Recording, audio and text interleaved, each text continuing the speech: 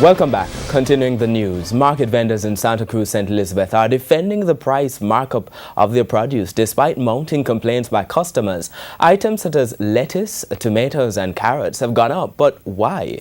TVJ's Janella Pursues has been speaking with those affected by the high costs.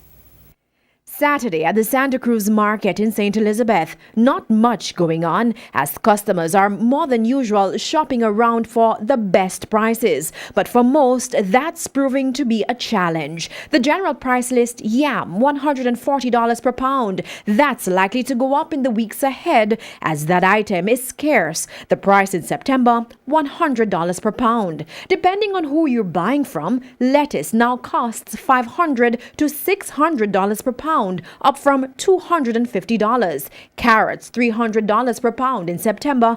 Customers paid between $80 and $100 per pound. Tomatoes now cost $220 per pound. Escallion, $300 per pound. It's gonna be hard in this Christmas.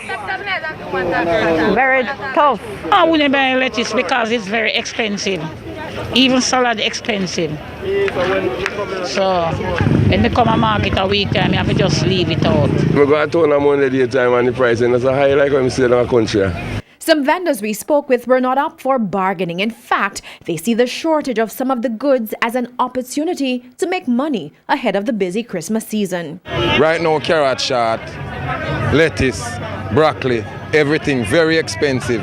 If you don't have money, you can't push out for buy people. Sometimes you come, a person come and you tell them a price, them say you're dear, but at the price so you have to pay for it. So you have to sell dear to make back your money. If you don't sell so, you can't make money. So you have to leave people goods alone. You understand me? So if you come and you ask a question, say how much a pound, and them tell you say a $50, and if you can't afford it, you leave, you don't quarrel with nobody. And they say there. You know, so when time the thing's plentiful, customer nice. When time is scarce, farmer feel good. Because you have some time for the farmer and some time for the eagler. You understand me? You win go there, so you lose come here, so the business go. From the market to the farm, there we saw farmers toiling in their fields. It is not the best of times. We visited several farms in Junction and Santa Cruz, and the concern was the same. The heavy rain. You know, we didn't get the storm, but we get the after effect because the cycle changed on us. You understand? So we get an excess amount of rain. We mash up all the crop. We see the rain, the whole rain, the crop them now like, you know, get the amount out of the crop them.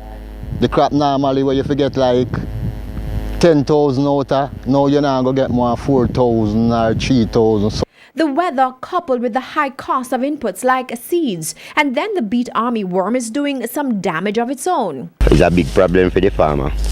We can't find the spray for use for. We make it because we have to ask rather can't find it.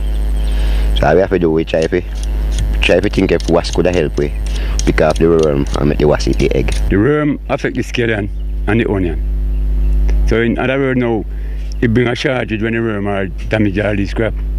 The carrot, where they them bring a carrot seed from the market named Juliana, you don't get no proper hatching. And the seed dear.